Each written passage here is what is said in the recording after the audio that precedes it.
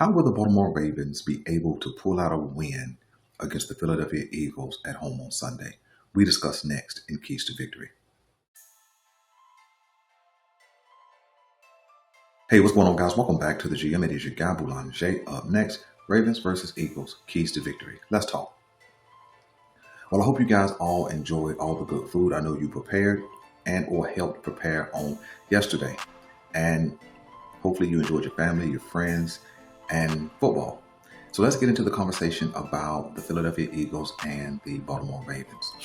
I believe that this matchup is, like I stated in a previous video, it's going to be a validating or invalidating type of game. If the Baltimore Ravens get blown out by the Philadelphia Eagles and it looks like we do not belong on the same field, it's going to be a game that creates more questions about the Ravens than answers. And week 13, it is too late to have more questions than answers about a team. If we stay on the field with the Eagles, win and or keep it close and competitive the entire game, I think it speaks to how far we've come. Well, Belanger, why would you say that? Well, the Philadelphia Eagles stroll in with somewhat of a complete team, offensively and defensively. When you think about them offensively, they don't have any holes at any positions. They have, like I said, Pro Bowl level players at every position of importance. The defensive side of the ball for the Philadelphia Eagles is solid front to back, not great, but solid front to back. And so all they have to do is play complementary defense for an explosive offense, and they have the potential to beat anybody. So how can the Ravens get a win? Well, I'm going to give you 5 keys to victory as always, and then I'm going to give you a couple of bonuses. Key number 1, I think, is going to be an offensive key. I think the Baltimore Ravens must pursue the 175-yard mark when it comes to running the ball. I know that is a huge task. I know that not many teams have approached 175 against the Eagles this year. But I believe that if we plug away, just like we did last week, I think that the Baltimore Ravens can touch that number or at least get close to that number with a combination of Henry, Lamar, Justice Hill, and yes, Keaton Mitchell. I think this week we will see a Keaton Mitchell sighting. So I think that's the first key, is don't get discouraged when the run game only gets 1 yard and 2 yards and 3 yards. I think we keep plugging away, and that's when we pop one for 15, 20 yards. And so that's key number 1. Key number 2, we have to have minimum offensive line and formation mistakes. Has to be minimum. I'm saying we have to have 5 or less penalties offensively. That's equivalent to 1.25 penalties per quarter. And so I think if we can maintain that number, that means we've improved some of the mistakes that we have been making. I'm talking holding penalties. I'm talking jumping off sides. I'm talking illegal formations. We have to keep that number offensively below the number 5. I think that is a key to victory. Key number 3 offensively is going to be make sure we blend together the run and the pass. I think that just like last week, we saw some inconsistency in the play calling. When the run game seemed to be getting on track, we would go to the pass. When the pass game seemed to be getting on track, we would go back to the run. I think this has to be the chemistry work of Todd Monken this week, where he mixes things together and comes out with something good. I think that being able to speed up this offense this week will help blend those things together. I think that the Baltimore Ravens will need to have like a 2 to 4 minute type speed. What I mean is get up off the field, get back to the line and make the adjustment. Because we have a home crowd, we have the advantage of being able to get to the line of scrimmage and making our adjustments versus having to go huddle up because of the crowd noise. I think that's something we need to use and really see if it works before going into the bye week. All right. Key number 4 is also an offensive key. I think that this is the week where you reintroduce Isaiah Likely. I think this is the week where you make sure you're getting Zay Flowers the ball.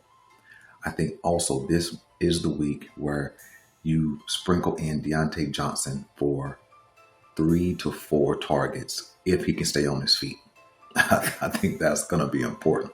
And the reason why I named those 3 players in particular, because Rashad Bateman is a 3 to 4 catch per game type of guy, a chain mover. He'll make a big play every now and then, make a clutch catch, but he's not the guy that you're going to go to 8 to 10 times a game. That's not who he is. That's going to be Zay Flowers' targets this week.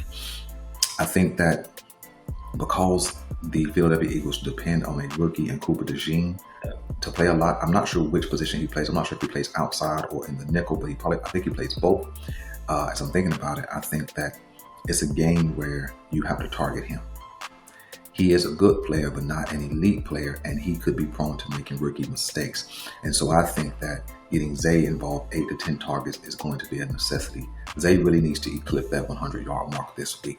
I think Isaiah Likely, getting him involved simply because he has the ability to just find the open space and then get some yards after catch. These are the things I think we need to do, primarily because I think the Philadelphia Eagles will home in on Mark Andrews because he's been playing much better over the last couple of weeks. And so I think it's going to be their goal to take him away. That's where Isaiah Likely can step in and make some plays.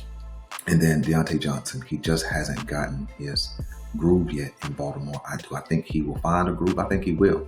And I think going into a bye week is an opportunity to give him 3 or 4 targets.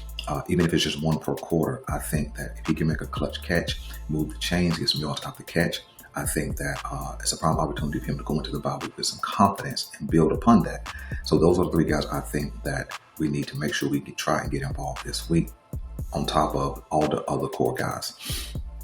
Key number 5, okay, is an offensive key. I think Lamar Jackson must run for about 60 to 70 yards this week.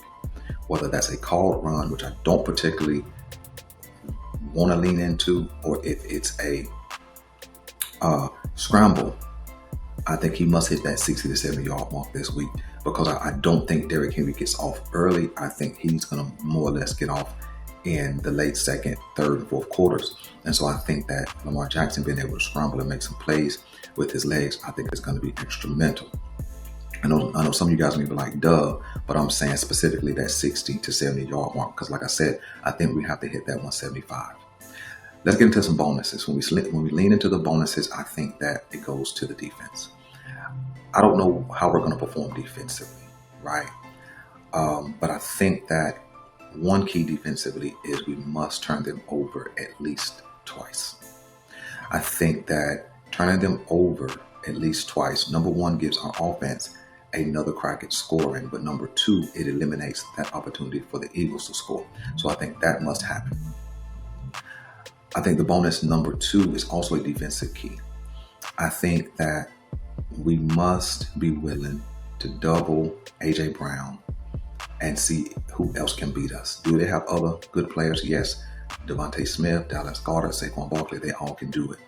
But I think that if we are who we are up front, meaning if we're legitimate, we can, minimize the damage that Saquon Barkley can do. He's going to do some damage.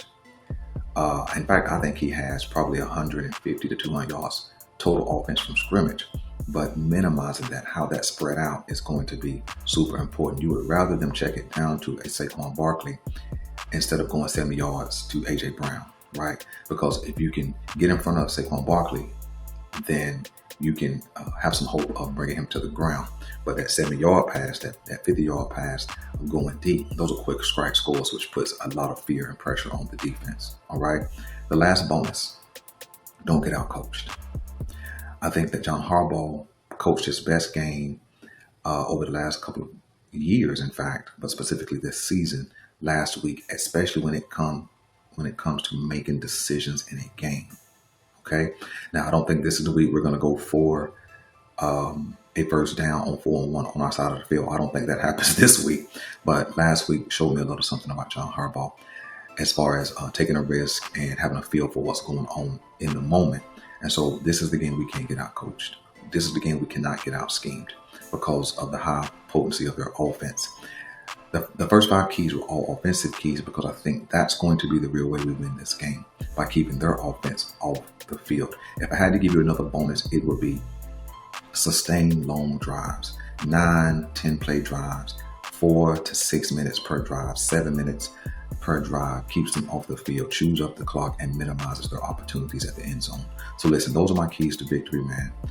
Stay tuned. Not sure if I'll bring you something else before the Sunday matchup, but hey, thanks for checking us out. I'm Mikael Boulanger. This is the GM, and I'm out.